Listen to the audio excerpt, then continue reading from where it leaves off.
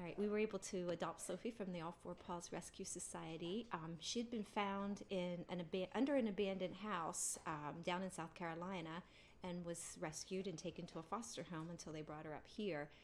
The day we picked her up, all she did was shake like a leaf. She wanted nothing to do with anyone. She wouldn't walk on the floors or anything. And over the next couple months, she was afraid pretty much of anybody who came near her except for the family, and would just run and hide, or would just be afraid of people. She didn't want anybody to touch her or do anything with her. So she's pretty skittish, pretty much afraid of everything and everybody. Didn't want anything to do with them. What about the environmental stuff? Well, she did not like walking on hardwood floors. She actually did, we thought, very funny, but she would walk backwards back the hallway on the hardwood floor. She'd be fine on the carpeting, but she did not like to walk forwards on hardwood floors. And any loud noises would scare her to run and hide from people. One day we were at the park and a bicycle scared her and she got away from us, and we couldn't get her to come back because she was afraid of all the people, and she was afraid of, any little noise that came close to her. So trash cans, pull a trash can up, she'd go into scared mode. Any door banging, anything like that. She was just scared of everything loud like that. Okay. Sean came and we started with just some basic commands, which she was pretty quick to pick up on. But when it came to working with her, for instance, in the hallway, we started by putting rugs down, spacing them out through the hallway, and starting to take them away one by one until she would go back and forth the hallway, going forward instead of backwards. And today, she's still every once in a while decides she's going backwards back the hallway for whatever reason. But for the most part, she's real comfortable on the hardwood floors, walking all over those now. As far as the trash can, we found we took her outside. Well, food wasn't her motivator outside, so we took her outside, and as Sean was pulling the trash can up the road, we were playing with her, and we realized that by playing with her, she was totally ignoring what was going on with the trash can. And now, if we pull the trash can up, it's like, well, whatever that noise is, I don't really care at this point. I know that means fun for me. When we first started walking around our local park, basketball courts were another thing that she did not want anything to do with, all the bouncing balls and the loud noises, and also the roller hockey rink where they were playing roller hockey. So we started with the basketball courts and just kind of walked her close to them, but not so close that it was scaring her. And then go down to the pavilion and sit for a while with her where she could just hear the basketballs bouncing, but wasn't that close to them. And just kept getting her closer and closer to now we can walk right past the basketball courts, and she is okay with that. She wants to see what's going on, stop and be nosy now. With the roller hockey rink, we took her over to the park, and just Sean was throwing the ball against the side of the rink and tapping on a metal pole over there. And while he was doing that, we were just playing with her, and to the point where she wanted to see what was going on with the ball, was more interested in that than even cared about what the noise was. As far as being around people, she's still a little afraid of people yet. She's getting curious, but she doesn't want people that she doesn't know reaching out and touching her yet. And that's just something that we'll just keep working on and trying to get her more socialized in that area, and taking her around people that'll just kind of ignore her until she gets comfortable with them. But it seems like the best thing we can do with her when she's afraid of something outside or something's bothering her is to just recreate it and keep playing with her, because that's her reward when she's outside. It's just to keep working on that, and hopefully she'll overcome all these obstacles as we keep moving forward. It's not, a dog like this takes a lot of work. It's not an easy job. You have to be able to spend the time with her to get her to overcome it. But we have a success story with her. Okay.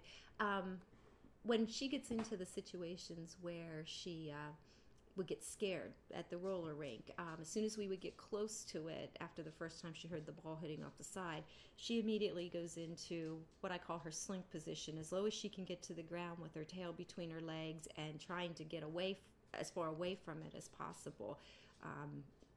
It's almost like dragging her past there to get to that point.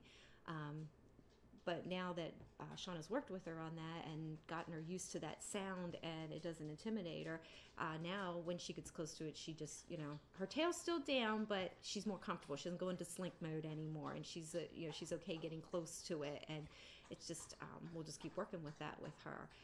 The same way with the basketball nets. She was doing the same thing. She would just go into her low posture mode, and Sean said, just, keep her at a distance, but keep moving closer with her and sit, where she can hear it. And now we walk past, her tail's up, it's wagging. If she sees people, her tail will wag as long as they don't come close to her. And she's okay walking past the basketball courts with that. As she goes past there, her tail stays up in that case, but she's been doing that a little bit longer than we have with the roller rink. With the trash can, like I said, it doesn't even faze her. She just wants to play, and that has a lot to do with, again, just working with her. Sean pulling the trash can up the driveway and just doing it over and over until she got used to that noise while we were playing with her.